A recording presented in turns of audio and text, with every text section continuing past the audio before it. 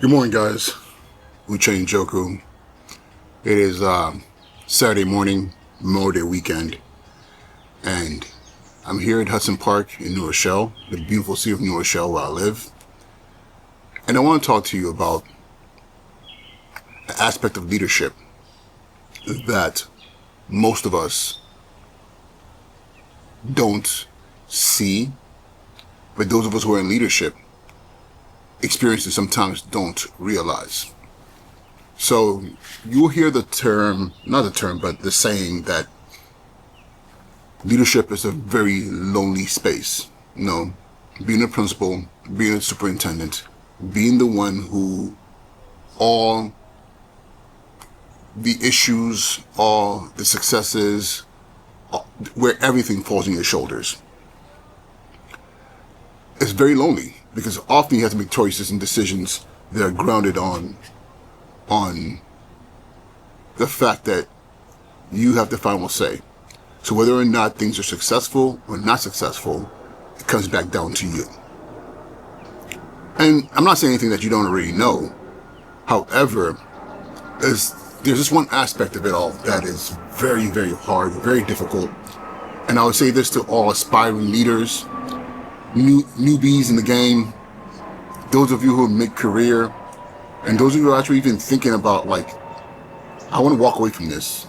I'm exhausted, I'm tired. And those of you who know me know I've gone through my phases of being exhausted and being tired. And my cigar just went out. Nothing better than having a nice morning cigar and a nice chilly morning, but I digress. And what I'm talking about here is people, managing emotions, managing expectations, thinking about other people's feelings before you think about yours. When you're making a decision, asking yourself, how is this going to impact person A, B, C, D, E, F, G, how G can easily impact 4 or 5 other people if things are not managed appropriately. So coming from the military, you know, I grew up in a military household. I went to military school. You know, I had my stint in service. You're trained to set aside your feelings. It's all about the mission, the outcomes of that mission. That's all that matters. You know, and everyone who's involved in that, because we all understand that, what happens is there's a baseline expectation of professionalism. There's a baseline expectation of this is what we have to do. Nothing else matters. But again, that makes sense in a space where, you know, it's life or death. But however, working in education, and I'll probably say this might apply to other settings, whether it's corporate, whether it's if you work in a hospital or you work in the legal field or whatever it may be, even if you work in a branch of McDonald's. Even though there is a mission, you know, serve as many customers as possible, as well as possible. Make sure as many patients that come through this ER are being given the best possible health care. And we're doing nothing to negatively impact them, making sure that if you come in here, we're taking care of you, right? But in the school it's very different because it's all feelings. I'll be honest with you, it's all feelings. Whether you're dealing with the feelings of children, you're dealing with the feelings of the parents, you're dealing with the feelings of teachers, you're dealing with the feelings of your counselors or the cafeteria workers or the bus drivers. It's all emotionally charged. But the mission is to provide the best education possible to the children who are walking into that building. But what ends up happening is we find ourselves, even though we say that's the primary focus, educating children, giving them the skills that they need to survive in the world as they become adults or they move on to elementary, to middle school, to high school, to college, or into the professional world, or even just simply into adulthood. But it's very hard to do when often you have to ask yourself, if I make decision A in the best interest of the school community, how are these people over here going to feel about that? if I make decision B, how are these people going to feel about it? Because you'll never get consensus. You never get a clear, everyone's on the same page. That is so rare. Which ends up meaning that you make decisions, difficult decisions, and you are easily the bad guy. And you have to pretend that it doesn't matter. You know, you have to pretend that what people are saying about you or thinking about you is now not as important as that final outcomes. The fact of the matter, it is important. In the military, because the feelings didn't, I'm not saying the feelings don't matter, but we're mission oriented. So it's all about this, and this is the command that we've been given. We don't have to agree with it, but we gotta get it done. Here, I don't agree with it. So there are water cooler conversations, backdoor conversations, there are back and forth, they are the passive aggressive behaviors. And as a leader, you gotta eat all that. You gotta take that all in. People will smile on your face and tell you, oh, this is great, you're amazing. But at the same time, I can't stand, why would they do that? And often, if not majority of the time, it comes back to you. And you can't go running after them and say, wait a minute, I heard that you said this. Why would you do that? You know, you have to ask yourself, is their personal feelings intruding on the actual implementation of the plan or whatever the thing that needs to be done? And rarely is it. In my 20-year career, I've probably seen a handful of times where I can say, okay, there are people who are actively and like publicly pushing or fighting against the thing that needs to be implemented. And that's, I would say maybe I can think maybe 2 or 3 times, 20 years. And those things were shut down pretty quickly. Those are the easy ones.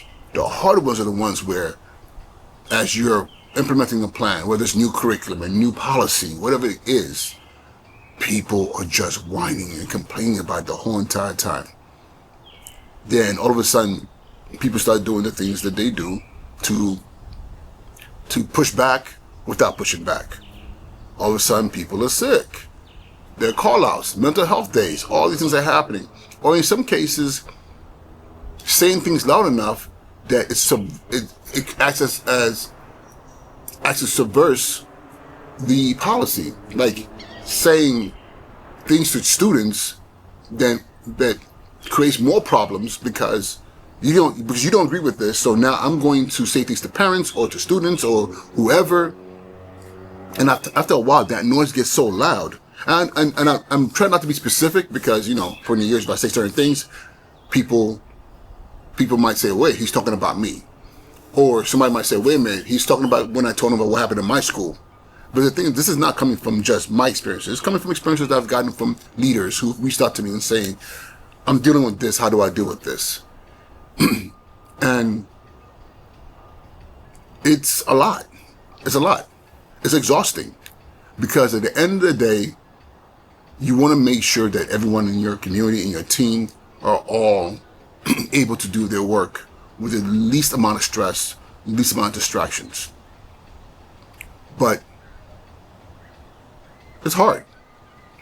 So I'm going to tell you what I tell people, what I tell myself every single day.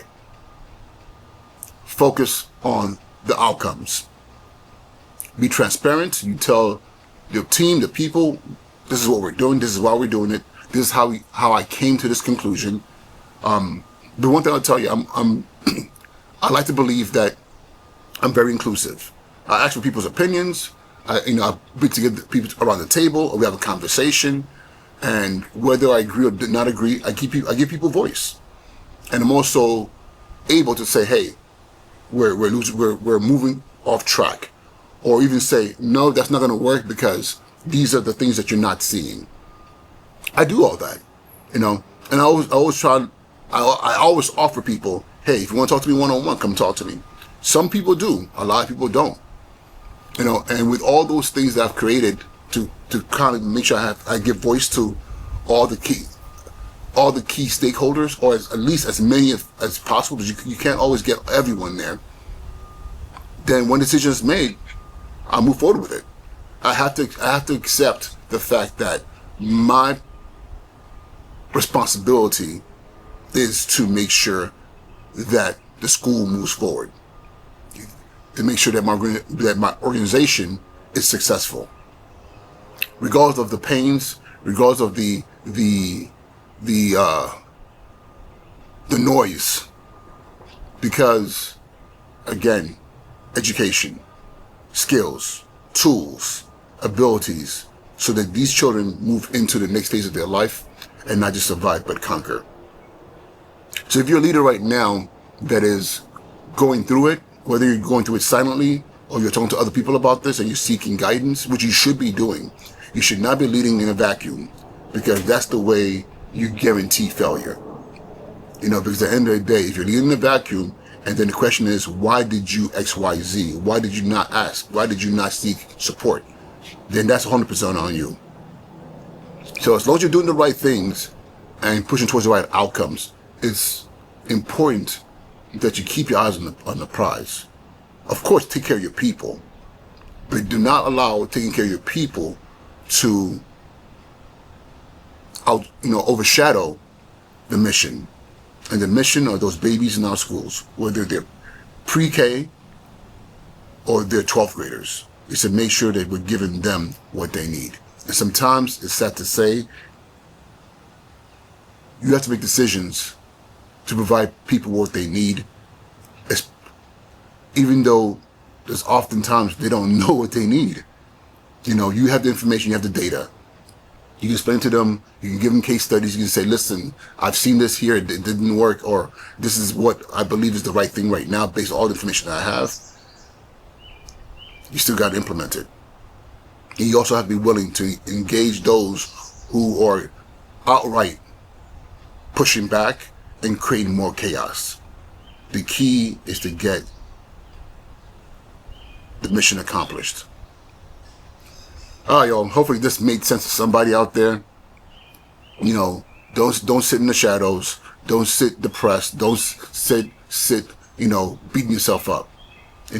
Leadership is not easy. Leadership is hard. And the outcomes is what it's about. We got to get our children, especially if you're in the urban setting and you have black and brown babies in a country that has failed them for so many generations. Our job is to make sure that we're moving them into a better world. And if it's not a better world, we're giving them the skills and the tools that they need to survive. All right, y'all. Uche Njoku. I'll talk to you soon. Be well.